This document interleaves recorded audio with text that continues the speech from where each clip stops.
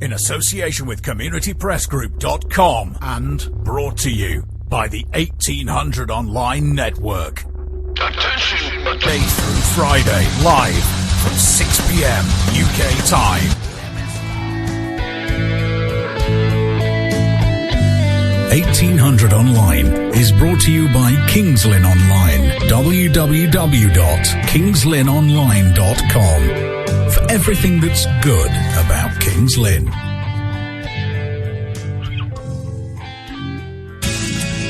Thanks to our creative partner, Spamhead Productions, a small independent sound recording company based in rural Hertfordshire. We specialise in creating content for all your podcasting needs, whether it's field recordings, vox pops, or capturing the atmosphere during social events. Spamhead Productions are on hand to take away some of the burden of editing for you. We can even help you design and manage a website for your podcast.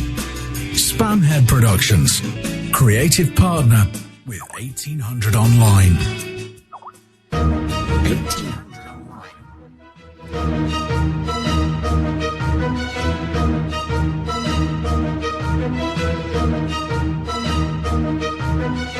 A very good evening and welcome to tonight's 1800 Online. It's Thursday, the 29th of May, 2014. I hope you're well. Okay, so as you heard in Ricky and Anna's show, a big thanks to them and thanks to Mac and Neil Foster for joining them. It was great to hear from both of those two very wise men.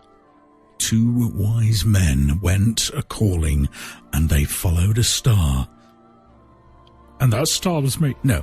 Right, welcome. We're going to be looking at the news that I was going to cover last night because during the week we have some fluctuations in the show.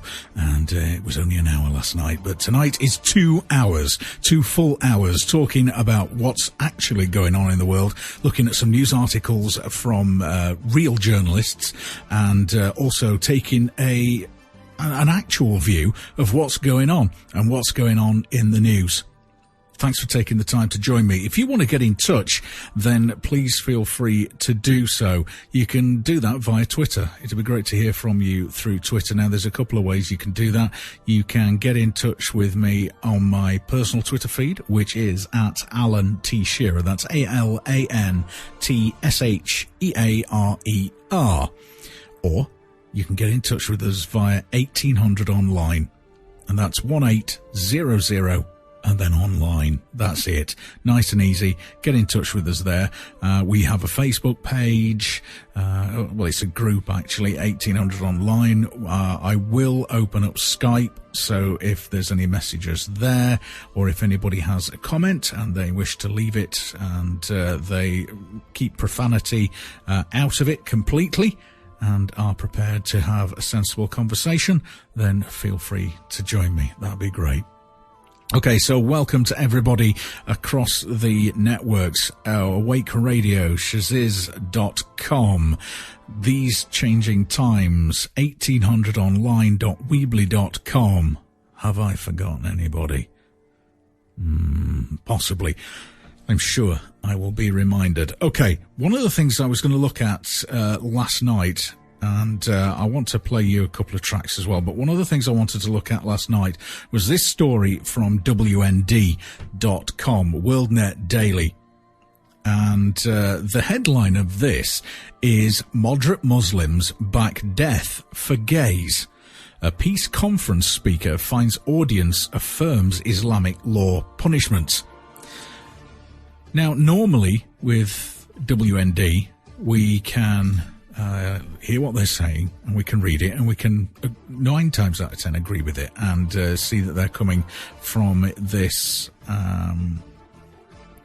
from a very balanced and realistic point of view. Now, that headline, if you just read it on its own, screams, Muslims are bad, Muslims are bad, Muslims are bad. Now, this is something that I mentioned on my show last night, and it was a Daily Mirror headline here in the UK. And the front page had got a British woman, a white British woman, in the hijab, and she apparently was the world's most wanted woman. and she was on the most wanted list because of her association with Al-Shabaab in Somalia, and the fact that she was assisting them and carrying out acts of terror. And that was the large main front page image. Alongside it, down the left-hand side of the column, was a story, quite a positive story, about a young British model. She was a teen, white girl, blonde hair, blue eyes, the stereotypical perfect figure, and the story there involved her boyfriend, and she'd taken some action and, something. And what that said was, Muslim woman bad, non-religious woman good. Because the big main image was, this is an evil woman. Is this the most wanted, evil woman? And she had a hijab on. Once again, we are seeing the demonization of the Islamic faith. I'm not a Muslim. I don't really consider myself any part of any mainstream faith, mainstream religion, because, as I've said before, there is a difference between faith and religion. I don't consider myself to be part of any mainstream religion. I do, however, have faith in a creator.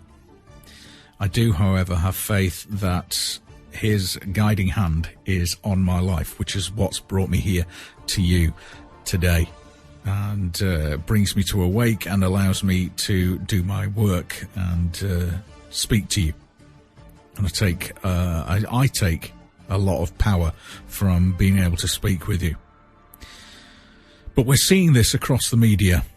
It's Eastern Europeans. They're all bad as well.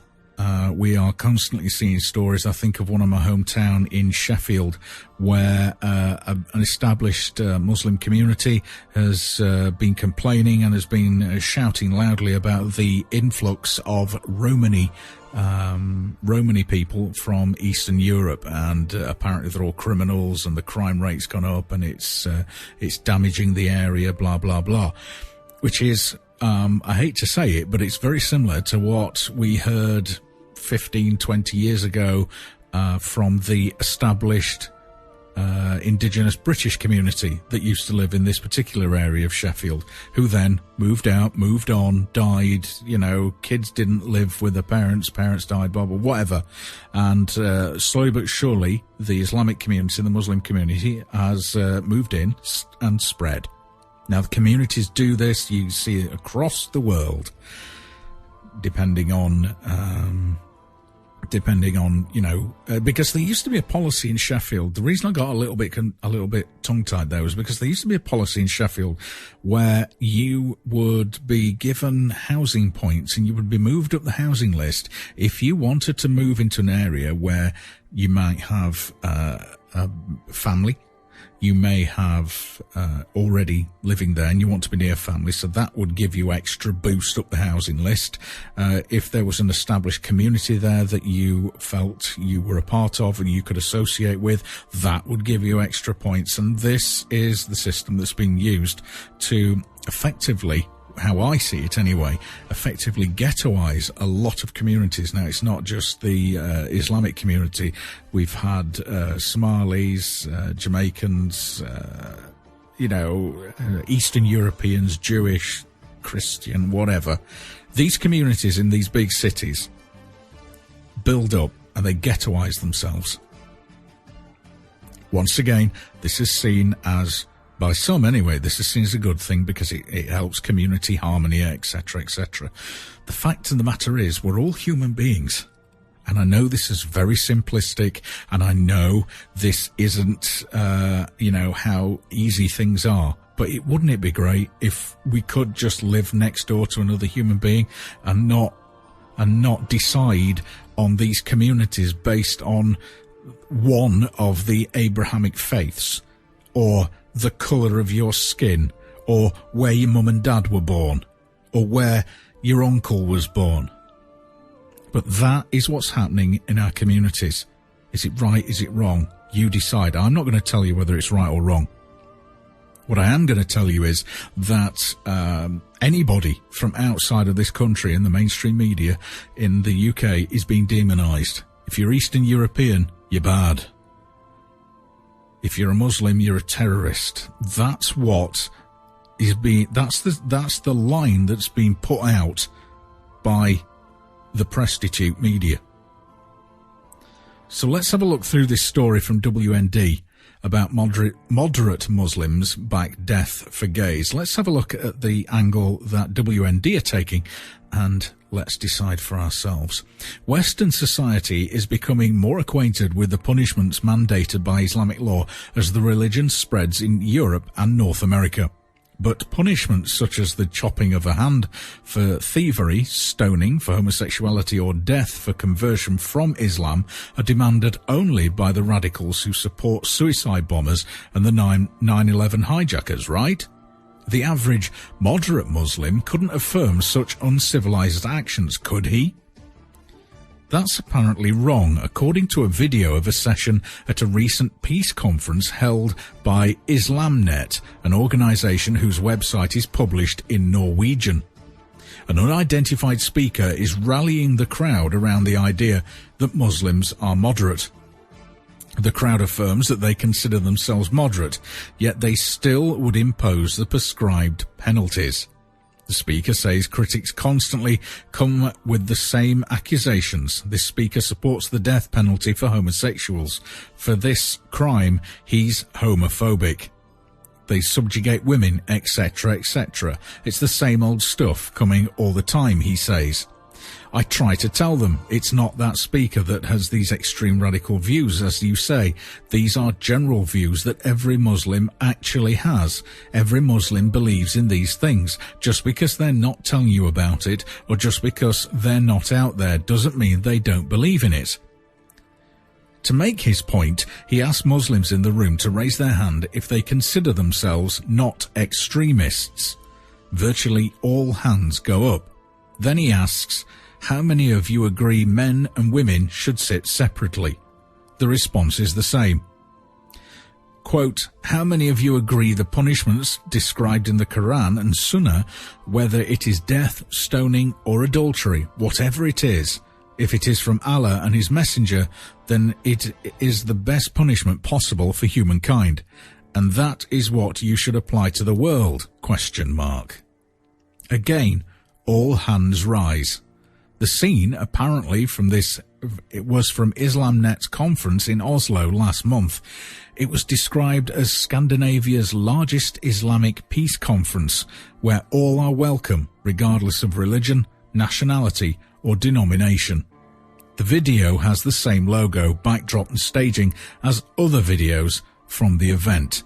Now, if you want to go along to WND.com and have a look at this and watch the video for yourself, then please feel free. I'm not going to play it because, as they said, it's mostly in Norwegian, and I wouldn't be able to translate for you what they were saying.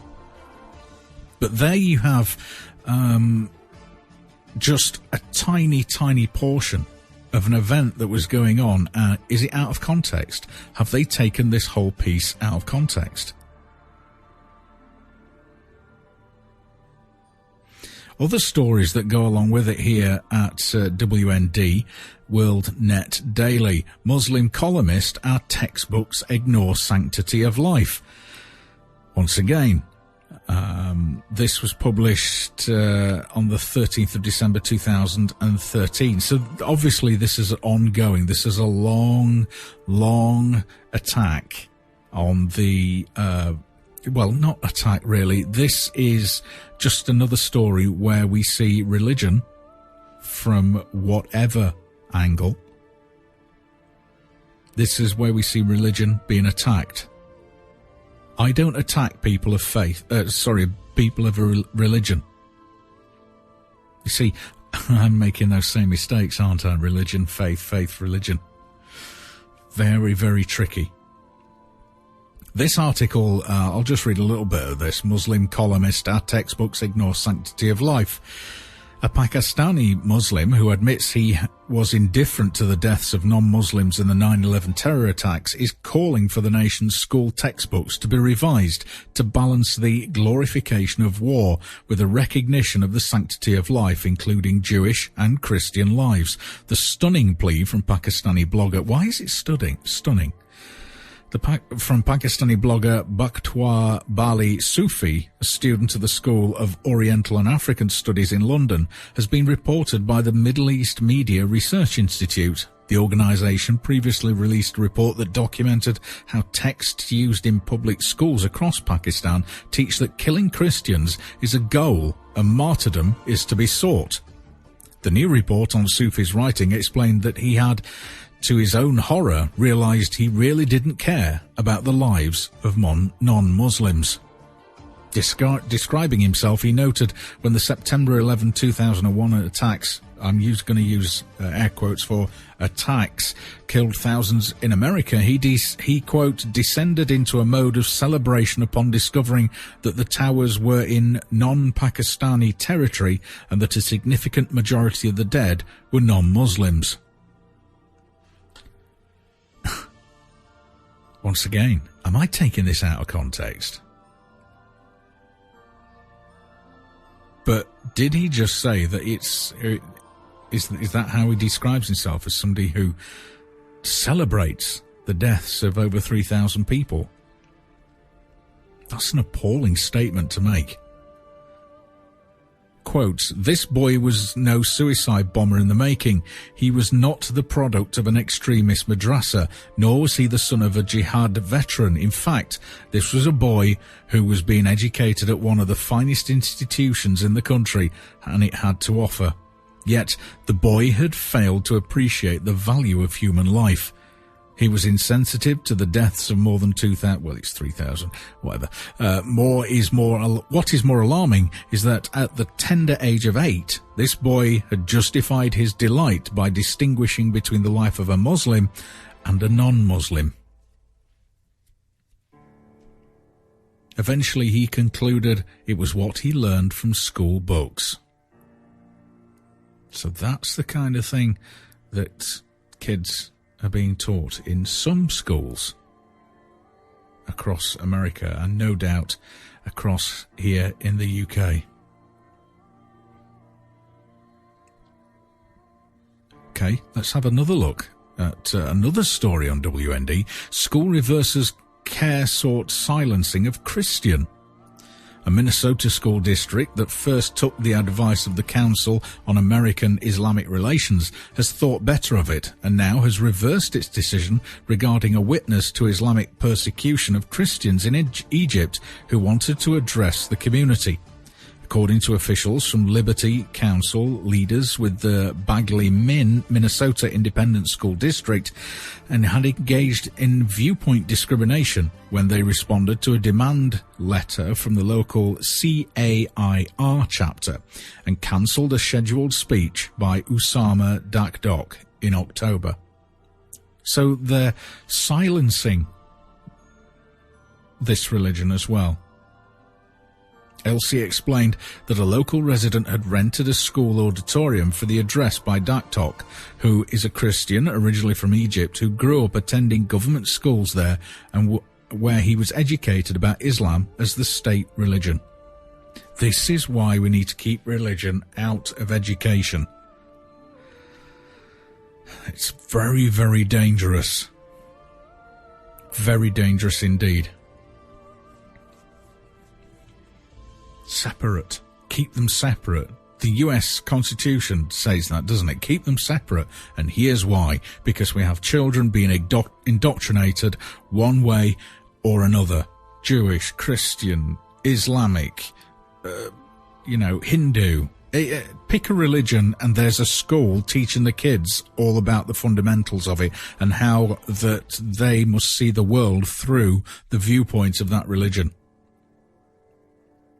It works with governments as well. It works with socialism. I was brought up a socialist because my family were all socialist. I voted Labour all these years, ever since I could.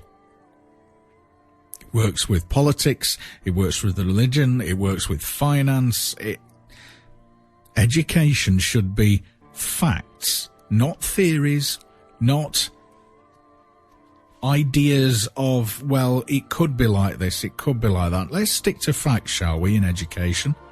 Let's stick to how to build stuff, how to make stuff, how stuff works. It's not difficult. Think about it.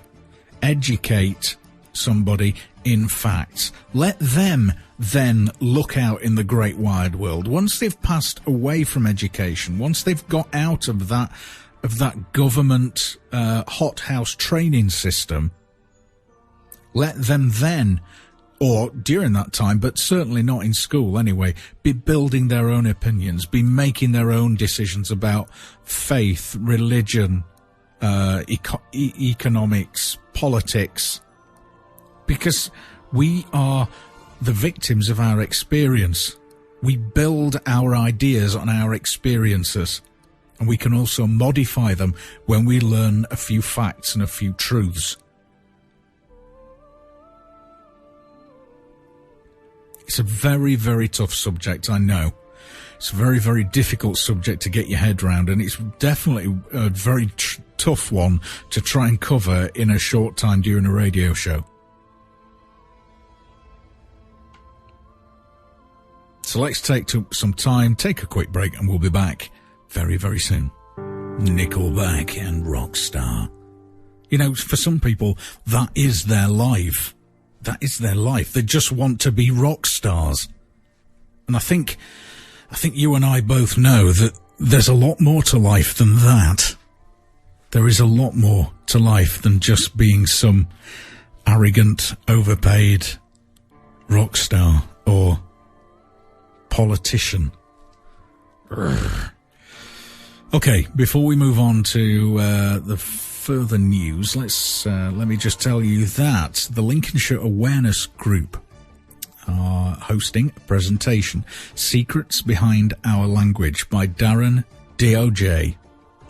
That's DEOJEE of www.alternativeanswers.net at the New England Hotel, Wide Bargate, Boston, on Thursday the 12th of June at 7:30 p.m. Admission is £5 on the door, £4 in advance. If you're in the area or you want to go along and hear Darren speak, for advice, for advance tickets, call 07725 016 001. That's 07725 016 001. A little bit more about Darren here. Communication is the focus of all forms in the basis of Darren's approach, whether it be large community social interactment on a global scale, relationships, social groups, or the workplace. He's particularly interested in how we use language and sound to relate to each other. Darren has an interesting approach to how we view and use words, breaking the words down, looking at the origins of language and speech. He also delves into the sacred geometry of the letters we use that are used in other languages, both old and new. Working with sound, vibration, tone, chanting, and other techniques, his holistic approach looks at theological and spiritual linguistics with tools and techniques we can use every day. Darren has had a very varied and interesting background, working in all areas of the community. In his younger years, he worked for the Scottish Parliament and blew the whistle on a massive expenses fraud. Astonished by the media handling of the situation, it led to him questioning all areas of our parliamentary and government system. First-hand experience, mixed with his interest in words, led him to look into law and legislation and the massive difference between the two. Started on the Fremont exploration. With years of research and study, he found a lot more than he expected about how corrupt our system now is. He looked at how our communities are crumbling because of the monopolization of our services, because everything is run on profit and not efficiency. His talks focus on solutions with unique applications that work on a personal level as well as on a much larger scale. One of the founders of the People's Public Trust, his experience as a speaker over the past 6 years includes large corporate training, festivals, workshops, and one-on-one sessions. Darren has been involved with several community projects that work towards sustainability and empowering people right from the grassroots. Topics include searching for the God thing, Codex Alimentarius, solutions, public people trust, understanding the bodies, secrets of sound, being and coming, gender, sharing, and the earth, sharing the earth's dream. So, if you want to hear more from Darren, he's going to be out to the New England Hotel, Wide Bar Gate, Boston, UK, on Thursday, the 12th of June at 7:30 p.m. That's in Lincolnshire, in England. Admission is £5 on the door, £4 in advance. So I promised Tom that I would do that. So there we go. I've promoted his upcoming event. Let's go over to the community press group now, and a story by Mark Hall, who I was chatting with today. You can expect to hear a lot more and see a lot more of Mark in the future. Great writer. So he put this article together, The Rise of the Unarmed Warrior, Escaping the Drudgery of Your Present Job. When I met him earlier on today, Mark was talking to water companies, and he was ringing them up asking about fluoride in the water. And one particular company said, "Oh no, we don't add it. There's enough in there already." Makes you wonder, doesn't it? So you might go along to the website and say, "We do not use fluoride, put fluoride in the water." Why don't they put it in? Well, because there's enough in there already, apparently. Get a filter, distill your water, whatever you can do to get that fluoride out of there, because it just does nothing but harm. It damages you, and it's something that was used by the fascists back in the 30s and 40s to maintain control of huge populations, because it does so much damage to the brain. So Mark writes, "Greetings, unarmed warriors. Today's article is aimed at those who dislike the job they're working in and want to plan an escape. You know that you want to break free, and you may even find the idea of becoming your own boss very appealing too, so that you are no longer dependent on someone else for your job. But how do you start going about it? To get you incentivized, here's a little secret that most people who run their own businesses know very well. When you work for someone else, the boss pays you as little as he can get away with. It's called the going rate. Don't blame your boss for this. It was you that chose to work for him in the first place, remember? But the good bit is, when you work for yourself as your own boss, you can pay yourself as much as you can get away with. And sometimes the amounts can be considerable. But this isn't just about the money. It's about finding the real you and reaching a stage in life where you find peace and contentment. Being your own boss is actually a state of mind, and the search for a new job is very much a business in itself. You start by adopting the right kind of mindset. More about this later. And having a plan and a goal to work for. Unless you have a very clear view of what sort of business you want to do, the answer is definitely not going to come overnight. Research is the key. But here are some pointers. You don't have to create the eighth wonder of the world or redesign the wheel. Take a look at all the goods and services surrounding you right now and ask yourself the questions. Am I capable of doing this myself? Could I find a way of producing this product or service better than they can? Do I have a hobby or a talent that I would like to make a full-time job? For example, do you sing or play an instrument? Can you paint or have craft skills? Do you want to return back to college to retrain? In short, is there a subject or something that really interests you? If so, make inquiries to find out where any jobs in this line of work whereby you can become involved. Research areas which interest you and find out all you can. Opportunities may exist in a related area close to the subject of your choice. If you start something as a labour of love, you soon find that the money will quickly follow. Ask yourself, how easy is it to monetize your hobby, i.e., convert your hobby into something that people are willing to pay for? The opportunities available to someone who's open-minded enough can be considerable. Adopt the following life-changing habit now and make it an ongoing practice. When you go to work tomorrow, take with you a pencil and a small notepad. Forget the smartphone. It's much easier to scribble something down quickly with a pencil than move on. During your day as a wage slave, numerous ideas will come to you. Write them down immediately. In the evening when you get home, your notebook will become your new boss outside work.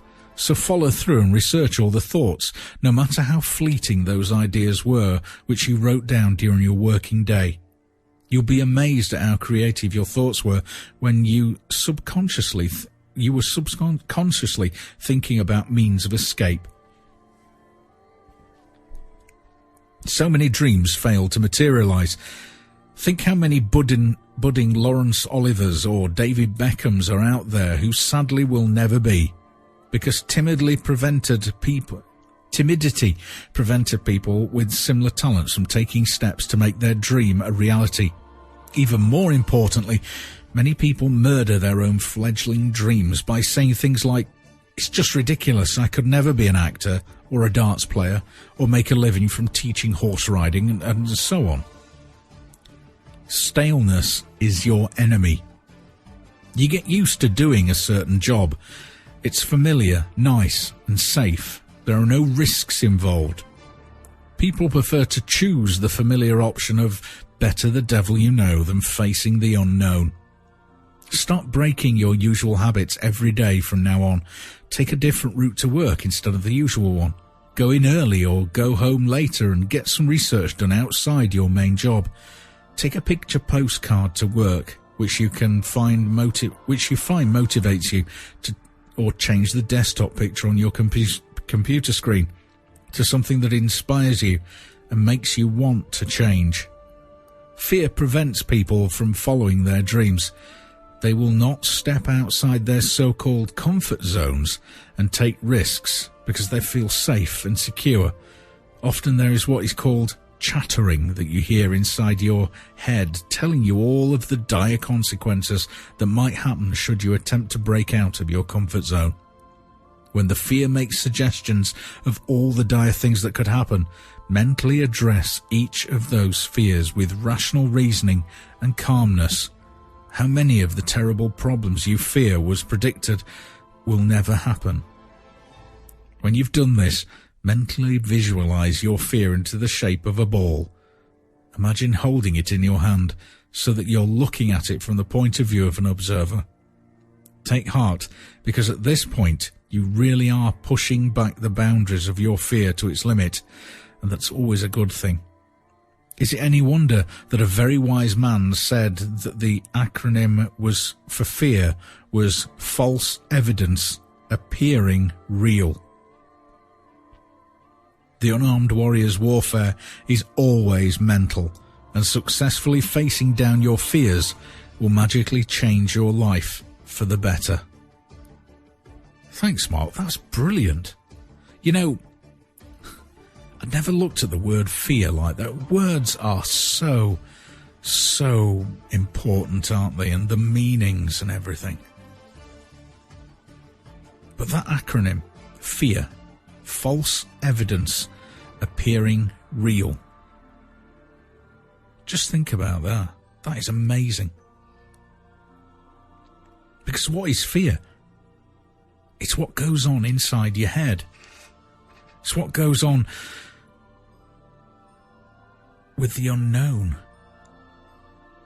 But it's all inside your mind. It's all inside your head. When stuff actually happens, what do? We respond. It's fight or flight. But fear comes before your action. And we obviously need fear because we wouldn't feel it otherwise. All the emotions play a part in our lives. All the emotions play a part in making us who we are. I think I've spoken about this before with the Star Trek analogy where Spock's brother takes away people's fears and takes away people's feelings and supposedly makes them all happy, but Kirk doesn't agree.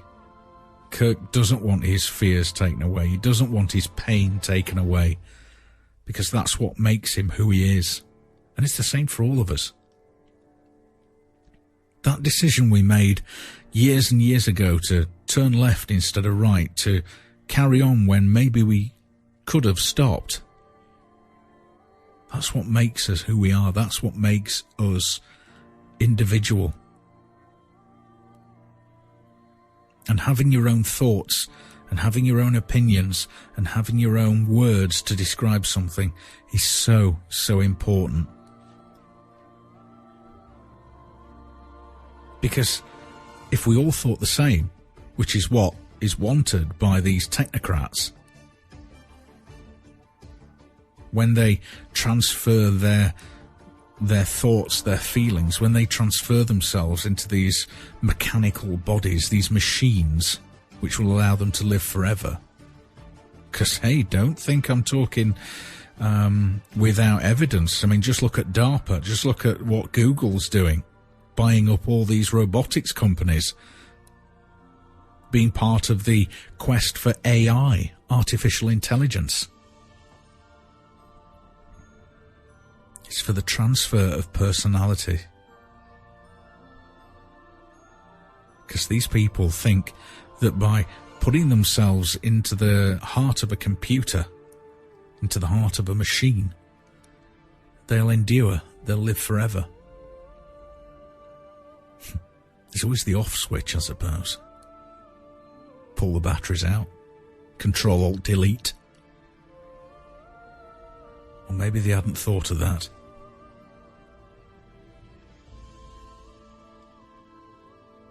Okay, so moving on to another site that I frequent quite a lot, 21stcenturywire.com.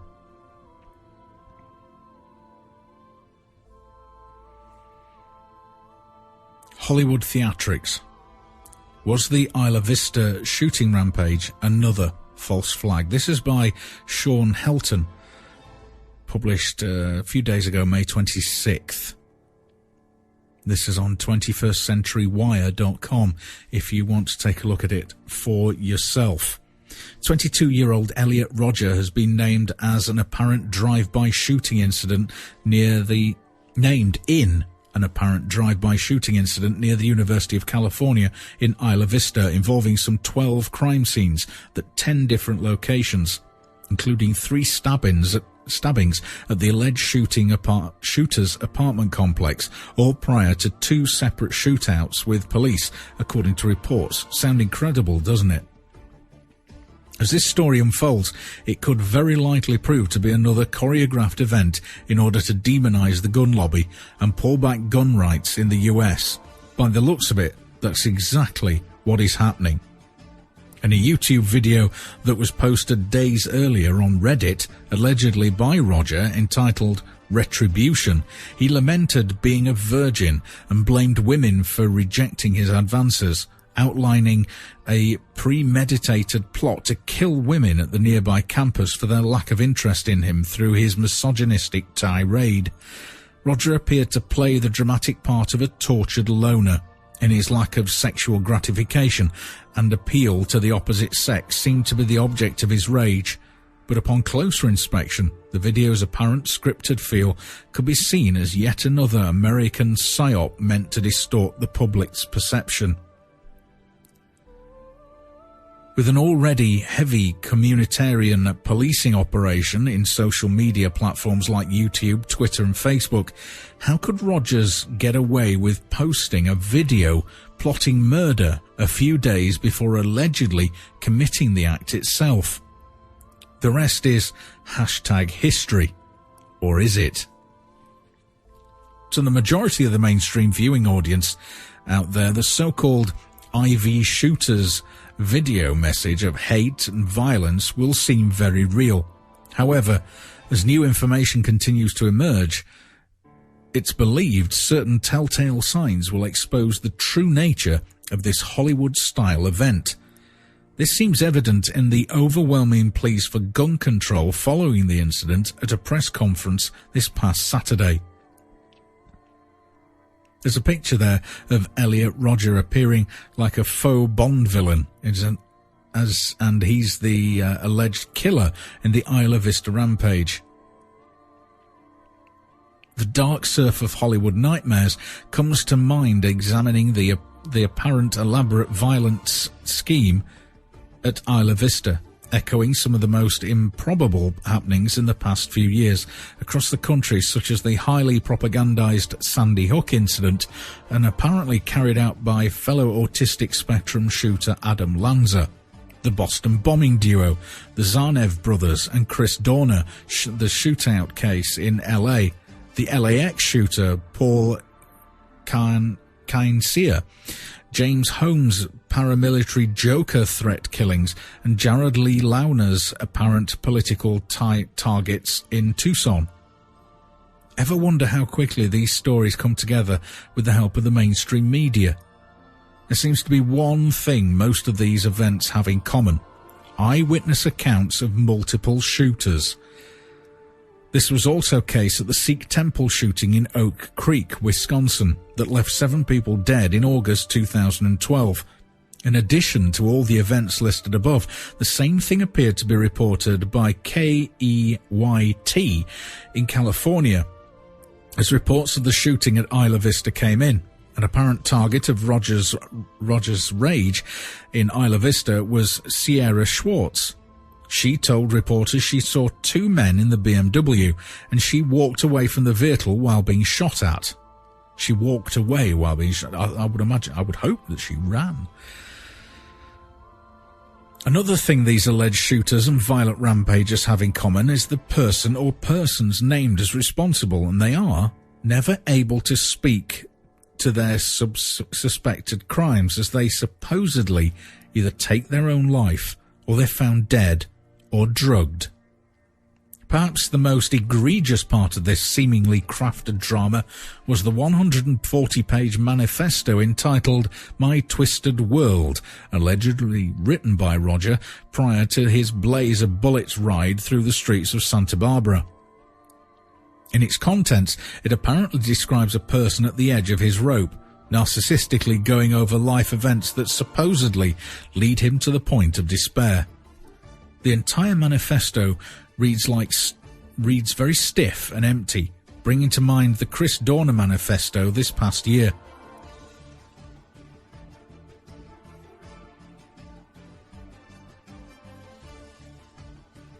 Of course, the mainstream narrative wouldn't be complete with the gay transgender component getting maximum penetration in public minds. Now, there's some images here and YouTube videos which you can see for yourself. There's an image here called Blood Drive, one of the 12 Isla Vista shooting spree crime scenes. Notice the well-placed bright red blood, Boston-style paint, ? That last seen in the aftermath of the Boston bombings, the LAX shooter, and by the machete-wielding Woolwich butchers. No apparent footprints or body near the scene, and the police did not even bother to tape off the painted blood area. Clearly, this is not a real crime scene then. The photo is from s.yimg.com. There's also an image here of the store cleanup at the IV Deli Mart. Notice the wooden boxes labelled glass and the swirling mess of blood being hastily cleaned up. Wouldn't the scene be closed off for forensic review? How would they have glass just minutes or hours after the crime taking place? Or is it just coincidence? Also from s3.yimg.com. There's an image here called The Final Act. Elliot Rodger's BMW with tagged evidence and debris surrounding the vehicle, a high-speed chase leading to 2 separate shootouts with police, leaving a trail of blood in 10 different locations. Does this sound hard to believe to you? Rodgers has also been reprimanded for apparent racist comments by the SPLC.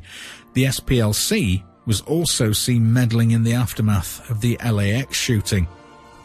There's a YouTube video, and it depicts CCTV footage of the IV Deli Mart during the supposed shooting spree. Strangely, a girl close to the counter doesn't seek shelter while the shop is apparently under fire. There's another YouTube video with a shop owner of the IV Deli Mart around the 1:05-minute mark. He describes the traumatic event without much emotion at all. There's a YouTube video featuring Fox News television psychologist Dr. Robbie Ludwig examining Roger's sexual orientation. Quote, "Is this somebody trying to fight against his homosexual impulses?" Truth Frequency Radio also gives their thoughts on the case in another video. As this story is so closely connected to Hollywood, we cannot ignore the well-placed storyline and theatrics. More information will most likely continue to trickle out over time, shedding more light on this seemingly staged rampage. There are so many of these events happening all the time. So why are only these few being reported? Why are only these making the news? You decide. And of course, awakeradio.co.uk and awakeradio.us. Thanks for taking the time to join me this Thursday evening. Coming up at 8 o'clock is Neil Foster with his look at the news this week, today, and of course his take on everything that's going on. Always informative and always worth a listen. That's my old mate Neil, does a lot of work for charity, doesn't want to talk about it. Okay, let's move on to this issue with China, Russia, gas and tensions building in the South China Sea. This is from our US correspondent, Joseph Maloney, great aggregator of news, and sends me very, very informative emails. Okay, let's look at this one then. May 21st, 2014. Wednesday, 7:30 a.m., Chinese vessels guarding the disputed oil rig in the South China Sea attempted to ram Vietnamese vessels, but the Vietnamese did not waver in the face of the attacks. Chinese vessels and Harrier jets harassed the Vietnamese vessels into the afternoon. Despite the threats from their rivals, the Vietnamese vessels did not waver and continued to ask the ships to leave Vietnam waters. Quote, "The fact that many Chinese ships raised their guns in a position ready to open fire showed their aggression," Senior Lieutenant Colonel Tran Quang Tuan, a Vietnam Coast Guard leader, said. However, as they probably knew that many local and international reporters were aboard the Vietnam Coast Guard ships, their attitude was generally less fierce than in previous days, the official said. China had positioned the oil rig Haiangshu 981 at location 15 degrees 29'58 north latitude and 111.12.6 east longitude in East Vietnam Sea on May 1st, 2014, despite strong protests from Vietnam. The location of the oil rig lies well within Vietnam's exclusive economic zone and continental shelf, according to the Vietnamese Ministry of Foreign Affairs. So, the world's oil and natural gas power structure, China and Russia 30-year, $400 billion natural gas deal went largely unnoticed by the mainstream media, Wall Street and Washington. But after decades of confrontations between the communist rivals, they seem to have found that they can forget their own sense of security in Asia by taking the first step with this economic and business agreement. It was noted that the two powers have been in discussions for the past decade, and price was the last obstacle. The agreement seemed to indicate a market price. Russia and ally Iran have over 37% of the world's proven natural gas reserves, so setting a market price with China should be an easy task in order to keep this agreement. The top three countries have the 53.98% of the proven gas reserves are. In first place, Russia with 25.02%. Second, Iran with 15.57%. And third, Qatar with 13.39%. The US is sixth in proven natural gas reserves with 3.64%. That's from 2011 figures. The seven far and away leaders are proven oil reserves, billions of barrels, are first Saudi Arabia with 267 billion barrels of oil, Venezuela with 211.2 billion barrels of oil, Canada with 173.6 billion, Kuwait with 104 billion, the UAE with 97.8 billion. In sixth place, Russia has 60, and 10, the US has 26.5 billion. That's from 2012 figures. So there's some telling information about why these alliances are coming together, why the differences are seen to be spilling out into wars and conflicts or police actions, whatever you want to call them, across Eastern Europe and into the Far East. It's all about oil reserves. It's 7 p.m. here in the UK, and that's the first hour of tonight's Endgame. It's 11 a.m. Pacific and 2 p.m. Eastern, or Paula time, as I like to call it. So Joseph has written quite extensively on this energy story, and he's also looking into more information about a company called Sunrise Energy Solutions.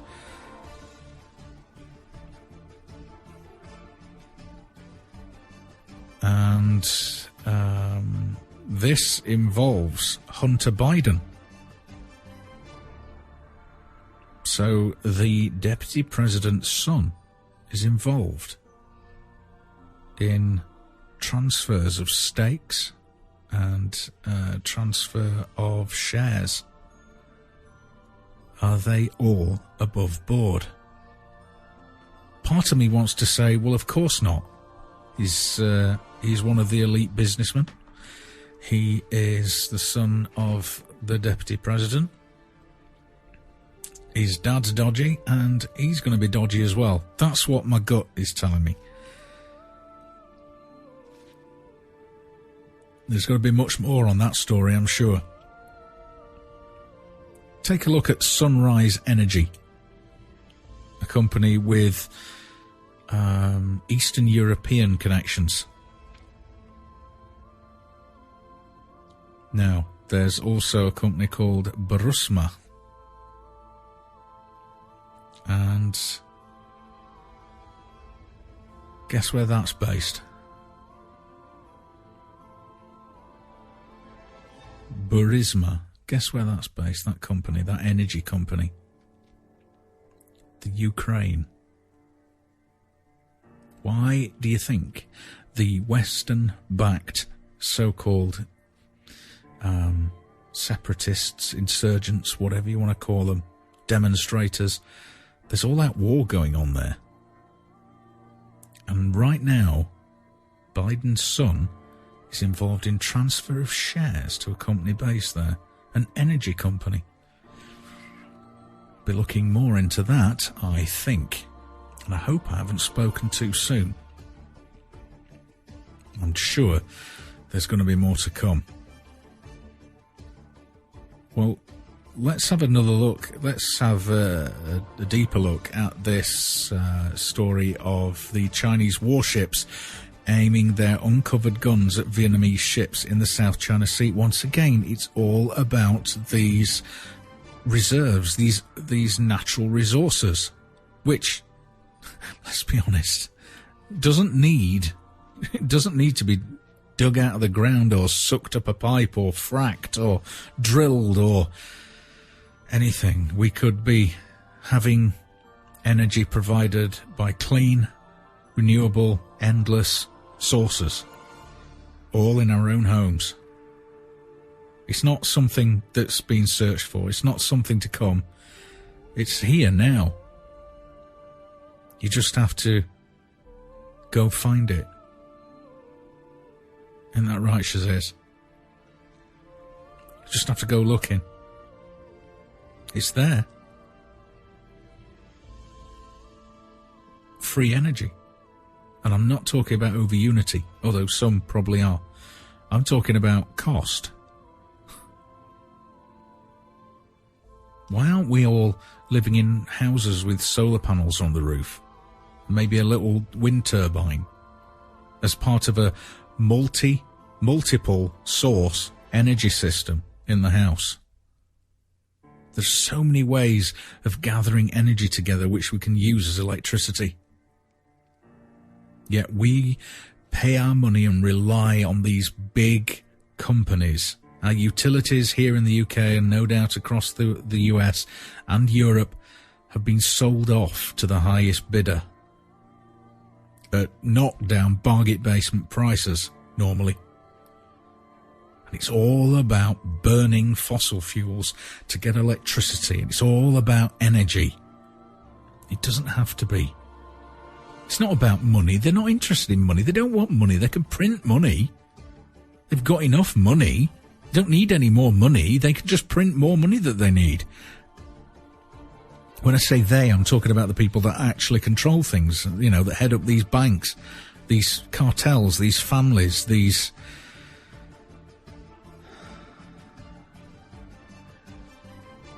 the real terrorists. And here we have two great countries facing off over what? Compressed carbon? Liquefied carbon?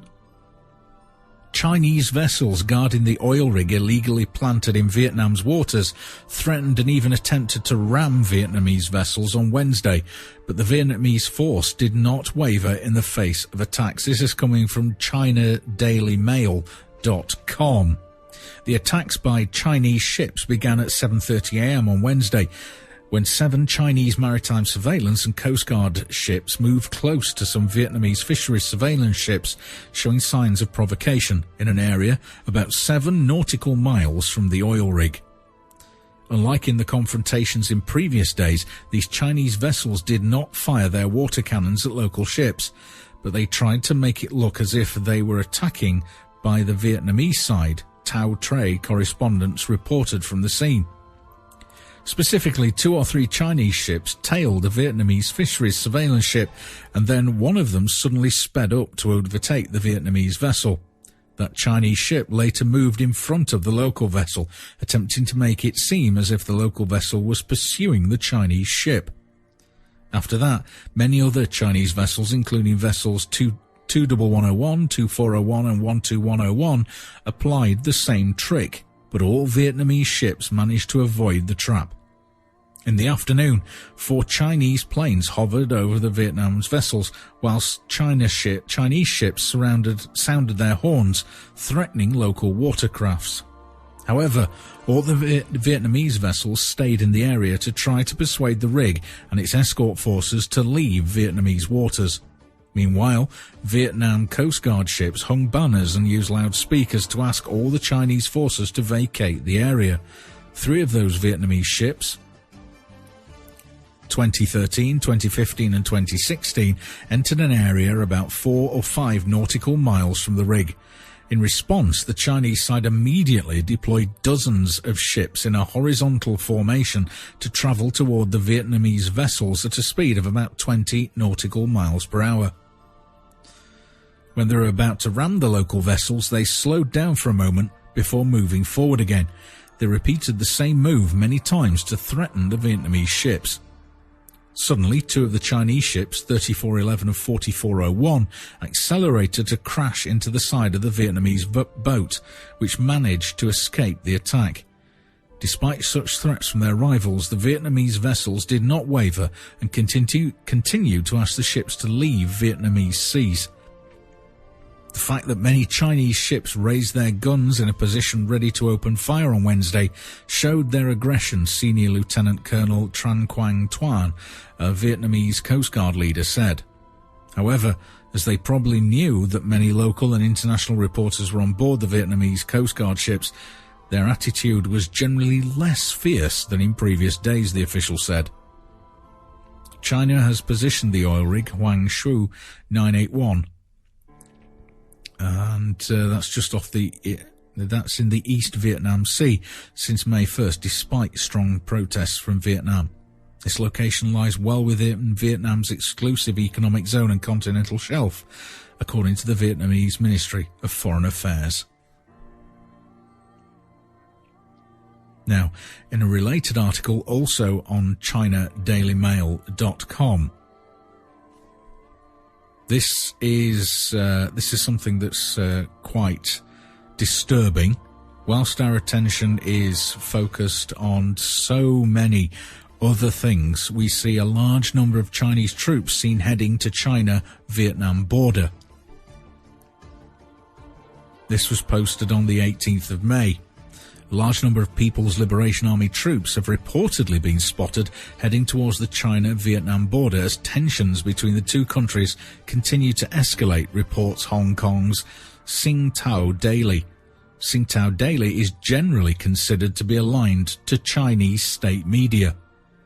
Thousands of Chinese nationals living or on businesses in Vietnam have already fled the country amid anti-China riots, which was sparked by a tense standoff between Chinese and Vietnamese naval ships near a Chinese oil rig in disputed waters off the Paracel Islands in the South China Sea on May 4th. Chinese Foreign Ministry confirmed Friday that at least 2 Chinese nationals had been killed and nearly 100 were injured during violent protests last week that saw dozens of Chinese, Taiwanese and Hong Kong factories set on fire. The UK's Guardian claims as many as 21 people have died. As yet another large-scale anti-China protest was scheduled for Sunday, Chinese netizens reported seeing an endless stream of PLA soldiers in full combat gear at Chongzhou train station, apparently on their way to the 97-kilometre China-Vietnam border at Pingzhang City in southern China's Guangxi Zhang Autonomous Region. The soldiers were said to have been accompanied by tanks, armoured vehicles, missile launchers and other heavy artillery. Pingzhang is where the Sino-Vietnamese War of 1979 began, and locals are reportedly preparing to evacuate the area out of fears of an imminent military conflict. Last week, Beijing denied that PLA troops had been sent to Guangxi and also denied reports that neighbouring Yunnan province had been on high alert and escalated in combat readiness levels. But that has not stopped rumours of military response to the Vietnam riots from continuing. And there's an update of the 19th of May. Epoch Times reports troops, tanks, trucks, artillery and armoured personnel carriers of China's military were seen heading to the Vietnamese border on May 16th and 17th, according to photographs taken by residents near the border. Chinese netizens have been posting photographs of the large movement of the PLA army, many of them showing Chinese troops in full combat gear heading to the local train station, along with military vehicles. One netizen said the Chinese military was taking the train from the Chongzhou station to Pingzhang City, which shares a 60-mile border with Vietnam. The netizen said that the Hu Nai border gate to Vietnam is also now closed. One of the photos, taken from inside a passenger train, shows the Chinese military preparing artillery for transport on the train track. Others show Chinese troops and military vehicles travelling along dirt roads. Another photograph shows troops walking under the red-coloured entrance to the Longzhou International Building Materials Market on Provincial Road in the city of Chongzhou. A reverse image search of each of the photographs using Google indicated that the photographs had appeared on the internet only recently. Most were indexed by Google on Saturday. Collectively, the images and eyewitness reports from the ground show that Taiwanese media are calling an endless stream of Chinese troops. One netizen with the username Zanao0703 echoed a comment sentiment on the Chinese social media site, quote, conflict between China and Vietnam is imminent. China is currently involved in territorial conflicts with nearly all its neighbours. We have been warned about the rise of China. Many, many people have spoken about the economic rise. The military rise is also something to watch. Now, if this is true, if these movements are definitely confirmed, which it appears to be, we're going to see conflict between China and Vietnam. And it's all supposedly about oil. Is it about oil, or is there more to it? Are we seeing the borders, the lines being drawn between East and West? I mean, we all know about the Vietnamese conflict, which involved the US and Australian troops and, well, troops from all over the world.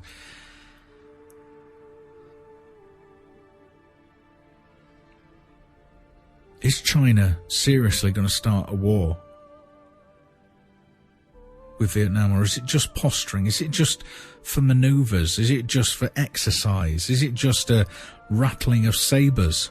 Or are we going to see those sabres drawn from their sheaths and then used?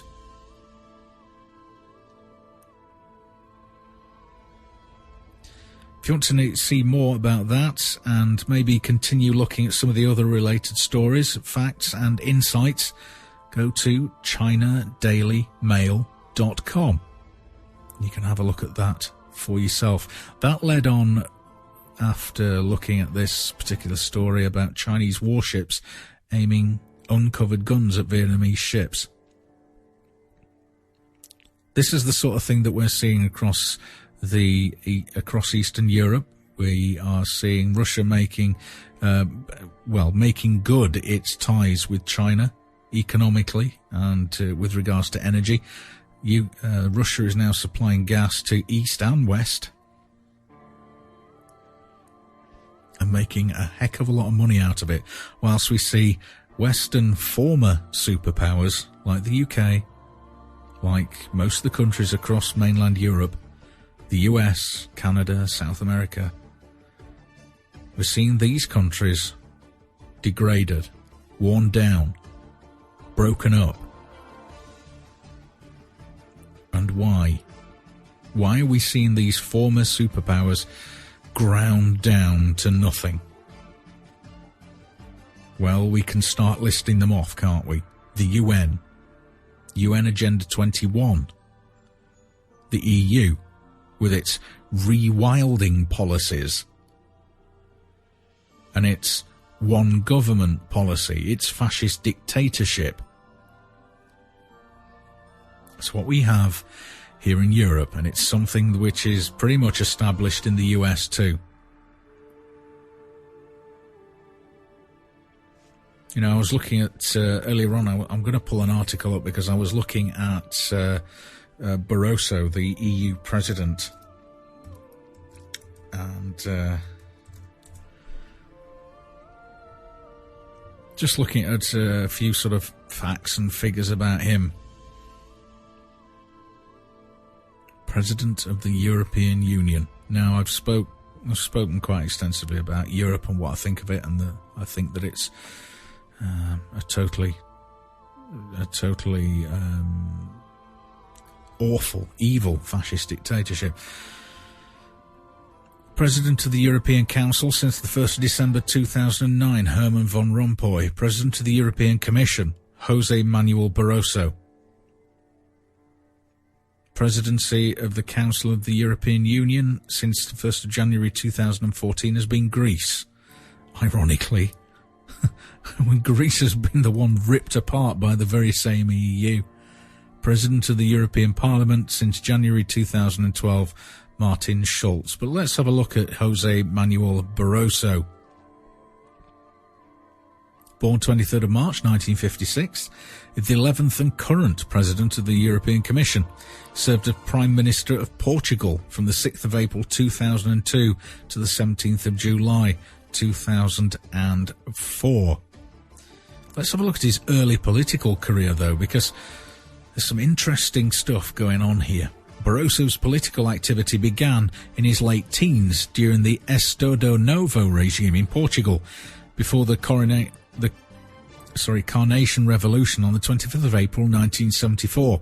In his college days, he was one of the leaders of the underground Maoist MRPP, reorganizing movement of the Proletariat Party, later the PCTP and the MRPP, Communist Party of the Portuguese Workers' Revolutionary Movement of the Portuguese Proletariat. Got to get in all the right words there, isn't he? In an interview with the newspaper Expresso, he said that he joined the MRPP to fight the only other student body movement, also underground, which was controlled by the Portuguese Communist Party. Despite this justification, there is a very famous political 1976 interview recorded by the Portuguese state-run television channel RTP, in which Barroso, as a politically minded student during the post-Carnation Revolution turmoil known as PREC, criticises the bourgeois education system, which, quote, throws students against workers and workers against students. In December 1980, Barroso joined the right-of-centre PPD, Democratic Popular Party, later the PPD-PSD, Social Democratic Party, where he remains to the present day. In 1985, under the PSD government of Aníbal Cavaco Silva, President of Portugal, Barroso was named Under-Secretary of State in the Ministry of Home Affairs. In 1987, he became a member of the same government as he was elevated to Secretary of State for Foreign Affairs and Cooperation, answering to the Minister of Foreign Affairs, a post he was to hold for the next 5 years.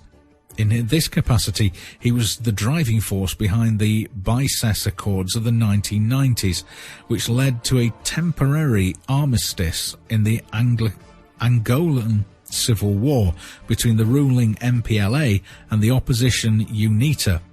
He also supported independence in East Timor, a former Portuguese colony, then a province of Indonesia by force.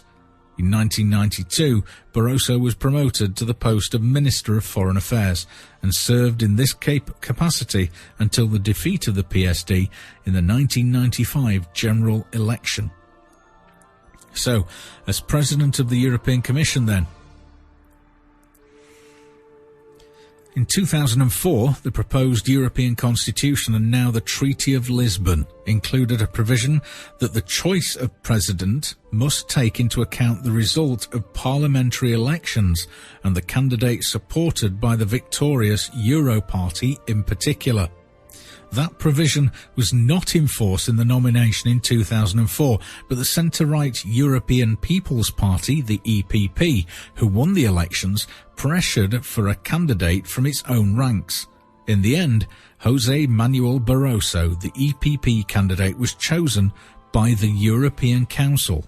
So not by you voting, not by the 500 million people that have to live under his boot. No. Chosen by the European Council. On the same basis, the EPP again endorsed Barroso for a second term during the 2009 European election campaign, or let's just call it a selection, all right? And it's not you selecting, remember. After the EPP again won the elections, it was able to secure his nomination by the European Council on the 17th of June 2009. On the 3rd of September 2009, Barroso unveiled his manifesto for his second term. And on the 16th of September 2009, Barroso was re-elected by the European Parliament for another 5 years. If he completes his second term, he will become only the second Commission President to serve 2 terms after Jacques Delors. The current Commission's term of office runs until the 31st of October 2014.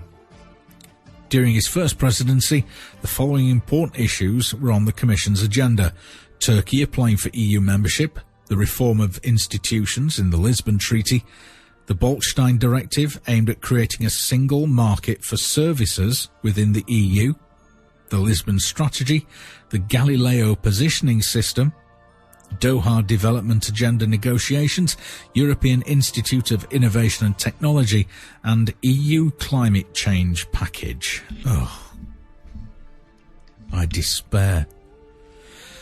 One of his first tasks since being re-elected was a visit to Ireland to persuade Irish citizens to approve the Treaty of in the country's second referendum due to be held the following month. Barroso was greeted by Irish Minister for Defence Willie O'Dea and Peter Power, the Minister of State for Overseas Development. As he got off his plane at Shannon Airport in the morning of 19th of September 2009, before briefly meeting with Joint Committee of the Oireachtas, I'm not sure I've said that right, is that the and greeting people at functions in Limerick City Hall, University of Limerick and the Savoy Hotel, he told the Irish Times in an interview referenced internationally by Reuters that he'd been asked if Ireland would split from the European Union. He also launched a €14.8 million grant for former workers at Dell's Limerick plant, described as conveniently opportune by former member of the European Parliament and anti-Lisbonite Patricia McKenna. On 12th of September 2012, Barroso has called for the EU to evolve into a federation of nation-states. So that'll be the United States of Europe then. Or the Union of European Socialist Republics. Addressing the EU Parliament in Strasbourg, Mr. Barroso said such a move was necessary, here we go, to combat the continent's economic crisis. They created the economic crisis by design. Why do you think they have the euro? The euro is the single currency, and all 28 apart from the UK has the euro, which is going to be flushing Europe economically down the toilet, because that's what it was meant to do. Look into the history of it. He said he believed Greece would be able to stay in the Eurozone if it stood by its commitments. And that is the bail-in. I'm going to talk about the bail-in in just a minute. Mr. Barroso also set out plans for a single supervisory mechanism for all banks in the Eurozone. Hey, a single banking structure. Wouldn't that be good? Getting everything all in one place, getting it all tidied up so that there aren't different systems and anything like that. No, that'd be really inconvenient. That'd be really, that'd be really bad for Europe, wouldn't it? Just think about it. I'm going to talk about a bail-in in just a second. I'm going to pull up the, I'm going to pull up the link which talks about the bail-in that's coming to Europe and how it's going to be enforced. Let's have a look. I'll just quickly pull that up. Tell you what, let's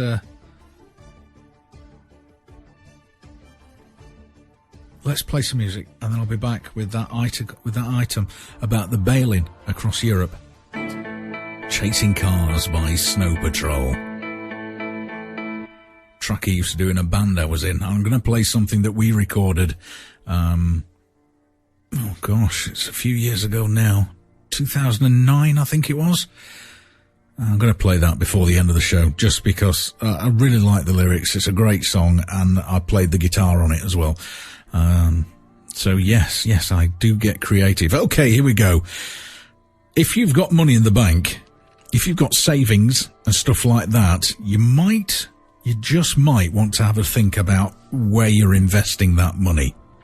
because this is coming from europol.europa.eu. So this is coming straight from the devil's kitchen. I tweeted this link out thanks to a gentleman called Ian Davis, Ian the Inventor on Twitter. And this is the headline. Remember, this is straight from the EU. This is not like a report from like a newspaper, or this isn't opinion. This is all quite straight to the point now. Deal reached on bank bail-in directive. Just getting an email. Parliament and Council presidents and negotiators reached a political agreement Wednesday on the draft Bank Recovery and Resolution Directive. I love how they title these things. The first step towards setting up an EU system to deal with struggling banks. How can banks struggle? This directive will introduce the bail-in principle from January 2016, thereby ensuring that taxpayers will not be first in line to pay for bank failures. Well, they will, just not via their taxes. The directive is to enter into force on the 1st of January 2015, and the bail-in system is to take effect from the 1st of January 2016. Welcoming the deal, Gunnar Hökmark, the EPP SE, and the MEP who steered the legislation through Parliament said, quote, "We now have a strong bail-in system which sends a clear message that bank shareholders and creditors will be the ones to bear the losses on rainy days and not taxpayers. At the same time, we also established clear rules to deal with the most exceptional cases in which overall financial stability is in danger." The bail-in basics then. The directive establishes a bail-in system which will ensure that taxpayers will be the last in line to pay the bills of a struggling bank. In a bail-in, creditors, according to a predefined hierarchy, forfeit some or all of their holdings to keep the bank alive. The bail-in system will apply from the 1st of January 2016. Guess what's going to happen during 2016? This is why I don't have any money in a bank, or anywhere really. The bail-in tool set out in the directive would require shareholders and bondholders to take the first big hits. Unsecured depositors over €100,000 would be affected last. In many cases, even after the Bank Financing Resolution Fund and National Deposit Guarantee Fund in the country where it is located have stepped in to help stabilise the bank. Smaller depositors would in any case be explicitly excluded from any bail-in. Initially, I would imagine. I'm adding that bit in because imagine that's what they said to the people of Cyprus who discovered one bank holiday weekend that the bank closed early on a Friday. It was closed all weekend. They couldn't get any money from their accounts. The cash machines were shut, the banks were shut, their accounts were frozen, they couldn't move any money in or out of their accounts electronically. And it didn't open until, I think it was the following Wednesday or Thursday. And even then, they restricted the amount of money that an individual could take out of their accounts each day. To improve a struggling bank's recovery prospects and foster general economic stability, bail-ins would apply at least until 8% of its total assets have been lost. In most cases, this would mean shareholders and many bondholders would be wiped out. Above this threshold, the Resolution Authority may allow the bank to access resolution fund money up to a maximum of 5% of the bank's assets. A member state could lodge a request with the Commission to exempt certain creditors from bail-in on an exceptional and case-by-case basis. But the Commission answers to nobody but the Commission. So, a member state can apply. They could lodge a request, just like the MEPs can apply to lodge a request against a piece of legislation But they can't actually do anything about that legislation.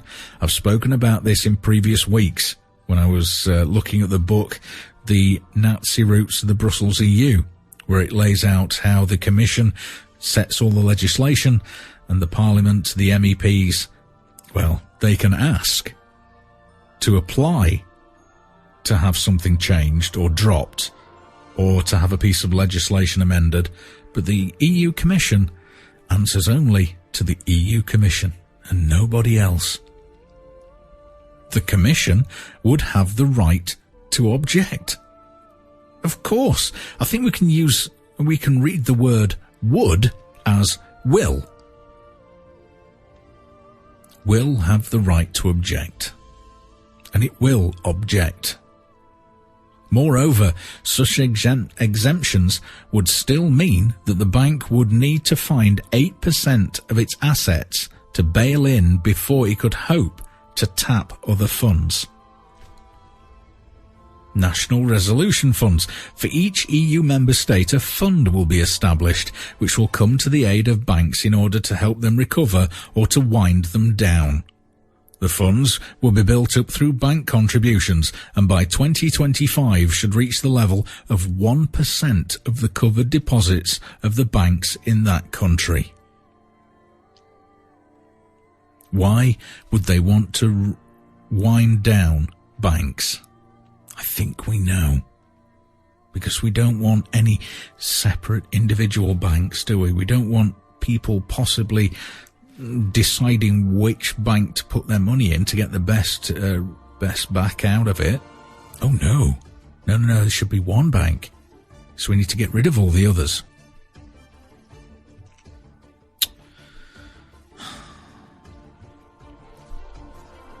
That's my Mac lady talking to me. Using public money. The directive acknowledges that in exceptional circumstances it may be necessary and indeed beneficial to bring in public money, notably in the form of bank recapitalizations. However, the scope for such interventions is tightly framed. So-called government stabilization tools allowing public intervention would be possible in exceptional cases and only after 8% of the bank's assets have been bailed in. A public precautionary recapitalization would be possible only as a last resort. Within 6 months of the directive's entry into force, the European Banking Authority will moreover issue guidelines in the circumstances in which precautionary recapitalization could be undertaken. Finally, by 2018, the European Commission will undertake a review to see whether use of this recapitalization tool should continue to be permitted. In other words, you're going to have a couple of years where you can use the precautionary recapitalization tool.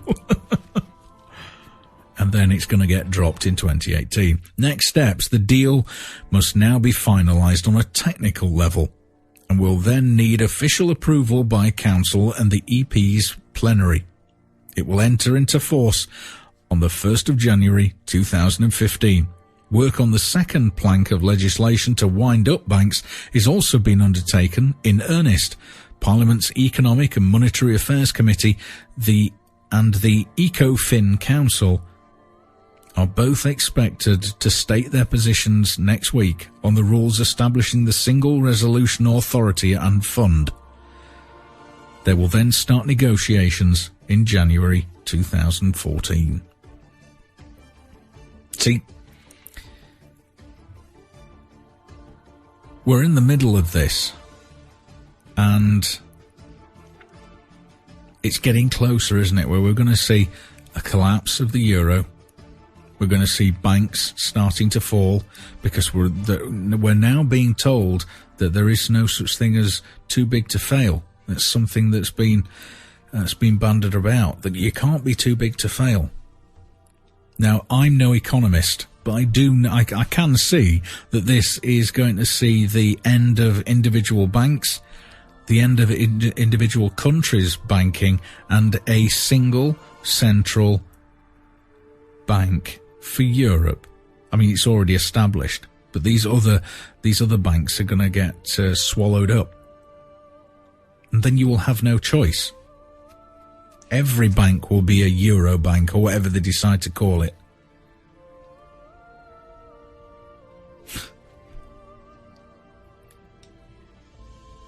This fascist state that we live under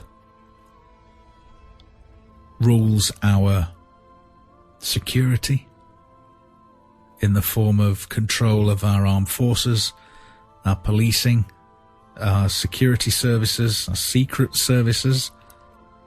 There's a European spying agency and all that. European policing.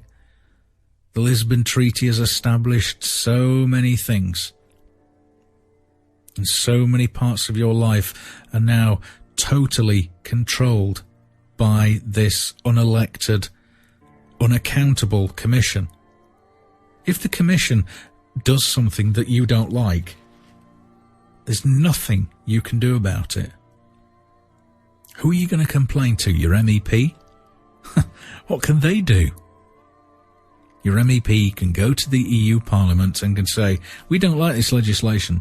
My people don't like this legislation. The Commission can say, well, you can ask and apply to us to have a look at it, but we're not going to, so tough.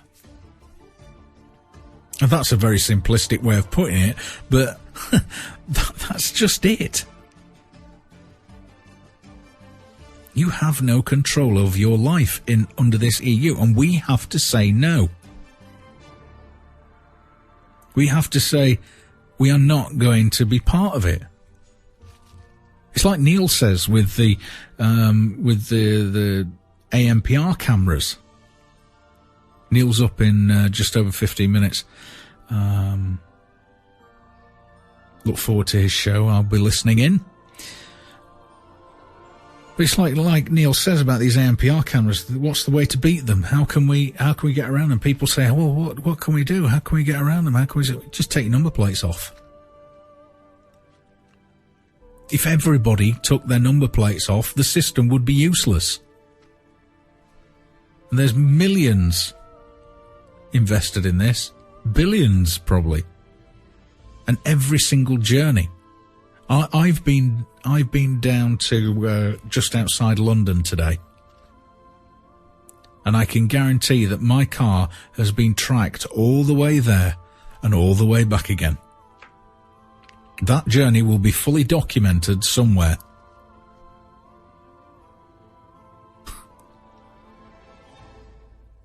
And that's just one of millions of journeys that go on 24/7 across the country, across the most surveilled country in the world, probably. I know it's definitely the most in Europe. Probably the world. And that's just one journey of around about 100 miles or so. Imagine all those other little journeys that are all getting documented. And you sit there and you say, oh, why would they do that? Why would they do... Because they have to have control. There has to be control over the proletariat. Look at Barroso in 2005. De Welt reported that Barroso had spent a week on the yacht of the Greek shipping billionaire Spiro Latsis. It emerged soon afterwards that this had occurred only a month before the Commission approved 10 million euros of Greek state aid for Latsis's shipping company. Though the state aid decision had been taken by the previous European Commission before Barroso took up his post. In response to this revelation, Nigel Farage, MEP of the UK Independence Party, persuaded around 75 MEPs from across the political spectrum to back a motion of no confidence in Barroso, so as to compel him to appear before the European Parliament to be questioned on the matter. The motion was tabled on the 12th of May 2005, and Barroso appeared before the Parliament as required at a debate on the 26th of May 2005. The motion itself was heavily defeated. In response to criticism for his choice of less fuel-efficient Volkswagen Touareg amid EU legislation targets drastically to reduce car CO2 emissions, Barroso dismissed this as overzealous moralism. In April 2008, amid sharp food price rises and mounting food versus fuel concerns, Barroso insisted that biofuel use was not significant in pushing up food prices. The following month, he announced a study that would look into the issue. The backdoor approval of the GE potato by President Barroso has met a wave of strong opposition from EU member states. The governments of Greece, Austria, Luxembourg, Italy, Hungary and France have all publicly announced they will not allow the GE potato to be grown in their countries. Barroso has expressed criticism of national governments, arguing decisions taken by the most democratic institutions in the world are very often wrong. But that's democracy. Wrong from your point of view. In December 2013, Barroso said that Europe did not cause the problems for Ireland. Ireland caused a problem for Europe. Following the bailout exit in December 2013, the Irish government's bid to get backdated funding for the banking sector was rejected as the head of the European Commission blamed the Irish banks, regulators and government for the difficulties in the country. Barroso said the problems in the Irish banks caused a major destabilisation in the euro, rather than structural problems with the currency itself. Quote, I am saying this because it would be wrong to give the impression that Europe has created a problem for Ireland and now Europe has to help Ireland. In fact, it was the banking sector in Ireland. It was one of the biggest problems in the world in terms of banking stability, what happened in Ireland. See, always concerned with the problems of the banks. Always concerned with his banker buddies. What about the actual people? What about the actual people down on the streets? What about the people who have to buy the food? What about the people who have to eat this food? What about the people who lose their homes because of this banking crisis, this problem? What about those people? Do you really think he cares about them? Of course not. Let's move away from the EU just for a few minutes then, and I want to play something which is just a couple of minutes long, and I think it's very telling. I think it's really important because it's coming from a scientific basis. It's coming from not from a point of view of spiritual or faith or healing. It's coming from a scientific point of view. I'm going to play that song that I recorded in 2009 with the boys in the band Red Alert. That's what we were called, Red Alert. I'm going to play that, and then I'm going to play you the Pauli exclusion principle. Everything is connected. And that's going to take us to the top of the hour. And at the top of the hour, we're going to switch over to Neil Foster and Reality Bites. It's Thursday, so that means 2 hours of great information, comment, news and views from Neil Foster. So stay tuned for that. Every Monday and Thursday you get, and every day you get hours of great live radio from the hosts on Awake, Shaziz, These Changing Times, 1800 online, and many, many other places as well, all coming together under the Awake banner for you to listen to. Take care. I'll be back tomorrow, and I'm going to see if I can have a roundup of the week from around the Awake Radio network. Let's see if we can pull in some of the good stuff that's happened and have a positive day tomorrow, Friday the 30th of May. Take care, stay safe, and to whichever deity you give your faith, may they bring you peace. 1800 online.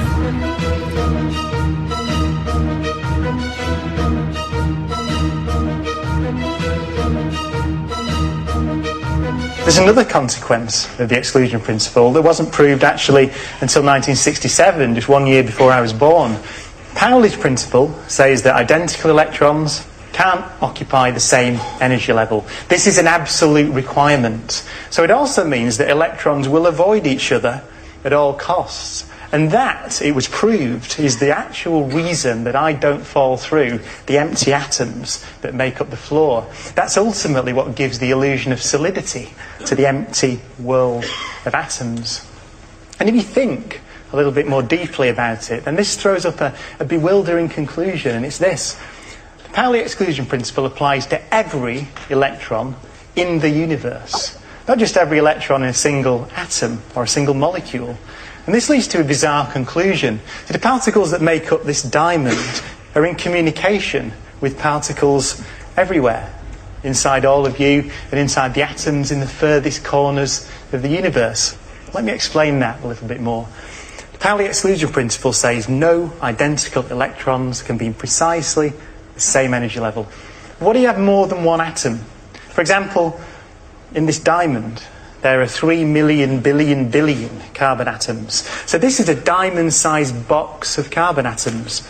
And here's the thing, the Pauli exclusion principle still applies. So all the energy levels in all those 3 million billion atoms have to be slightly different in order to ensure that none of the electrons sit in precisely the same energy level.